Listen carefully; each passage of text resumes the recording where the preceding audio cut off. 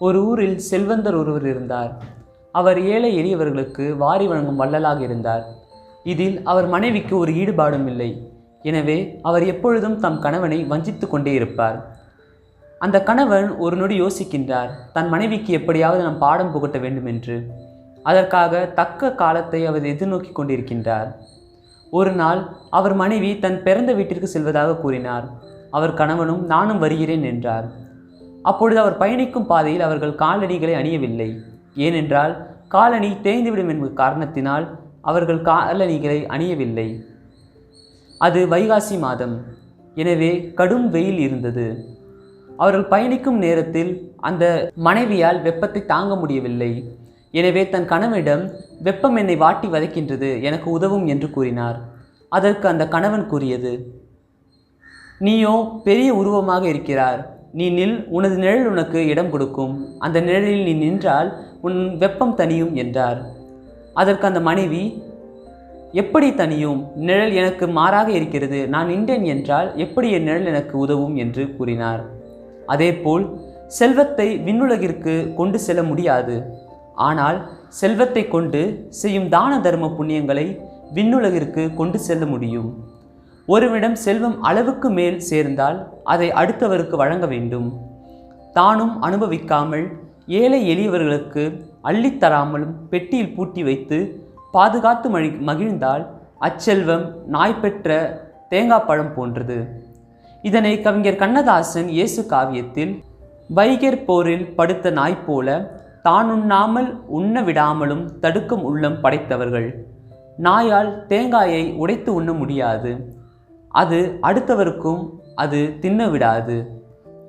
இன்றைய நற்செய்தியில் நிலைவாழ்வை தேடி ஒருவர் பற்றி பார்க்கின்றோம்.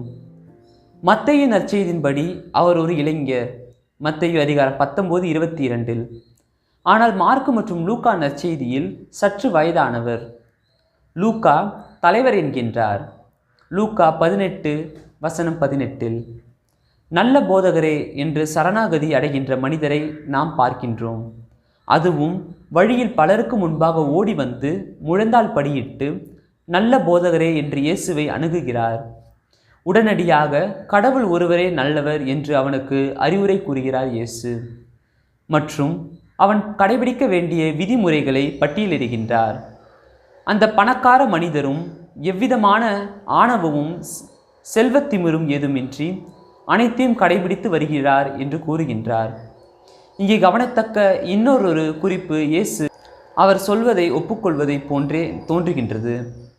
ஏனெனில் வெளிவேடத்தை ஆண்டவர் ஒருபோதும் விரும்புவதில்லை. எனவே தான் பரிசேயர்களை வெள்ளையடிக்கப்பட்ட கல்லறைகளே, அறிவிலிகளே என்றெல்லாம் திட்டுகிறார். ஆனால் இவரை பொறுத்தவரையில் ஆண்டவரின் தீர்ப்பு வேறு விதமாக இருக்கிறது. அவர் சொல்வதை சரி என்று ஒப்புக்கொள்கிறார்.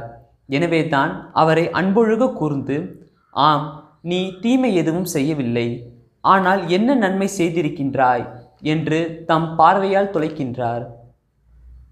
அதனால் இயேசு அவரிடம் ஒன்று குறைபட்டிருக்கிறது என்று கூறுகின்றார். குறைந்தபட்சம் அவர் சக்கேயு போன்று ஒரு மாற்றத்தையாவது இந்த செல்வந்தரிடம் எதிர்பார்க்கின்றார். ஆனால் இறுதியில் ஏமாற்றமே மிஞ்சியது. மத்தேயு அதிகாரம் 6 இறைவசனம் 24 எவரும் கடவுளுக்கும் செல்வத்துக்கும் ஊழியம் செய்ய முடியாது என்கின்றார் இயேசு கிறிஸ்து. திருத்துதர் பவுல் இதனை உணர்ந்தவராய் பிலிப்பியருக்கு எழுதிய கடிதத்தில் அதிகாரம் 3 இறைவசனம் 8 கிறிஸ்துவை ஆதாயமாக்கிக் கொள்ள அனைத்தையும் குப்பை என கருதுகிறேன் என்கின்றார். இவ்வுலக செல்வ மாயையில் நாம் இருந்தோம் என்றால் கடவுளை நாம் நெருங்க முடியாது. நிலையற்ற செல்வத்தை பிறருக்கு உதவும் வகையில் பகிர்ந்து கொடுத்து அதன் மூலம் நிலைவாழ்வை பெற்றுக்கொள்ள வேண்டும். மத்தேயு அதிகாரம் 10:25 கூறுவது போல, செல்வந்தர் இறையாட்சிக்கு உட்படுவதை விட ஊசியின் காதில் ஒட்டகம் நுழைவது எளிது. இதனை நாம் அப்படியே எடுத்துக்கொள்ளக்கூடாது. எருசலேம் நகரத்துக்குள் நுழைவதற்கு ஒரு பெரிய வாயிற்கதவு இருக்கின்றது. அந்த கதவில் ஒரு சிறிய கதவு மனிதர்கள் செல்வதற்காக பயன்படுத்துவார்கள். அதனோடு ஒப்பிட்டுத்தான் இயேசு கூறுகின்றார், அந்த சிறிய கதவு வழியாக ஒட்டகம் நுழைவது கூட எளிது என்கின்றார். எனவே வரவிருக்கின்ற இத்தவக்காலத்தை பகிர்வின் காலமாக பயன்படுத்தி இறைவனில் இணைவோம்.